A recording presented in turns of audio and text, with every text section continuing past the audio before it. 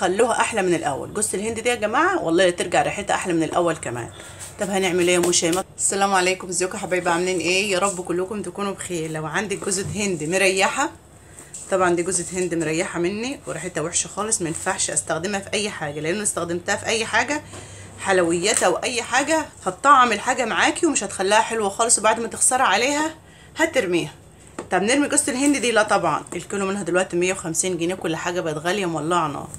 طيب هنعمل فيها ايه؟ اول حاجه كده هتفرديها في صينيه، ولو انت مولعه بوتاجاز او فرن هتحطها فيه بس على صهد الفرن كده، وتقفلي الفرن وتسيبيه لحد ايه الفرن ما يهدى، وتاني يوم تبص عليه هتلاقي الريحه بدات تتحسن. مش اتحسنت خالص، لا بتتحسن، يعني اتحسنت مثلا زي 70% كده، لسه فاضل فيها ريحه بسيطه كده يعني. ما ينفعش برضو تحطها كده ولا تستخدمها كده.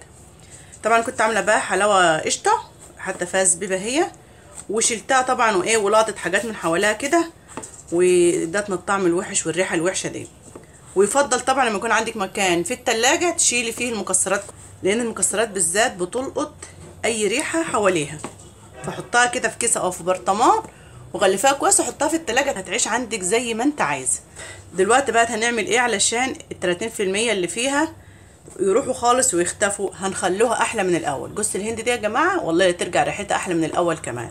طب هنعمل ايه يا ام شيماء؟ طبعا اكيد انتوا شايفين معلقه السمنه البلدي الحلوه دي، مش معلقه، نص معلقه، هسيحها وارجع لكم واشوف هنعمل فيها ايه.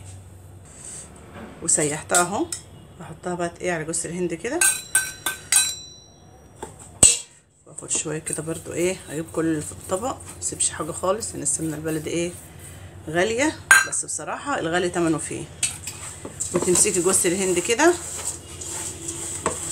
تبسيها كده في معلقه، في نص معلقه السمنه يعني. طبعا لو عندك كميه جوزة هند كبيره هتكتري السمنه عن كده. دي مثلا زي ربع كيلو جوزة هند، هتحط عليه معلقه سمنه بلدي او نص معلقه او معلقه كده كده. في الاخر هتعملي بقى حلويات، والسمنه البلدي المحطوطه على جوز الهند دي هتطعم معاكي اي حلويات تحطها عليها كده. بس انا اهو ما عندناش اي قصع. هنحطها في الفرن تاني لما تطلعي البوتاجاز ولا الفرن، هتحطها في الفرن تاني والبوتاجاز، الريحه اللي فيها كلها هتختفي، مش هيبقى لها اي ريحه. وجربي الطريقه دي وهتدعي لي والله ما شاء الله.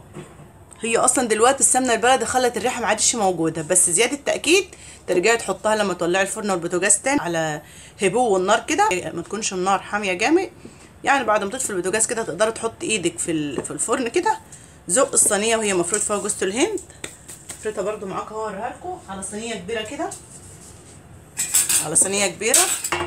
الصينيه دي انا كنت عامله فيها فطير، فلسه يعني ايه مكانها السمنه بتاعت الفطير. هفردها كده، واول ما اولع الفرن هحطها ورايا، وكل الروايح اللي في جوز الهند والله ما هيبقى لها اثر نهائي خالص. وهتدعي لي دعوه حلوه باذن الله لو جربت الطريقه دي.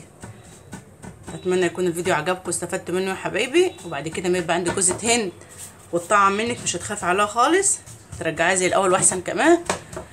اذا كان الفيديو عجبكم بقى ما تنسوش ايه تحطوا له اللايك، والناس الجديده اللي اول مره تنورني في القناه اتمنى تشترك فيها وتشيروا الفيديو ده لحبايبكم، لان في ناس كتيره جوز الهند بتريح معاها. انا عن نفسي والله قبل ما اعرف الطريقه دي كنت برمي جوز الهند، ما الاقيها مريحه والله كنت برميها بحطها مع العيش كده، بيعوا زي ما بنبيعوا العيش كده للطيور، كان بيبقى عندي عيش ناشف احط جوز الهند ده عليه وابعته البلد للطيور.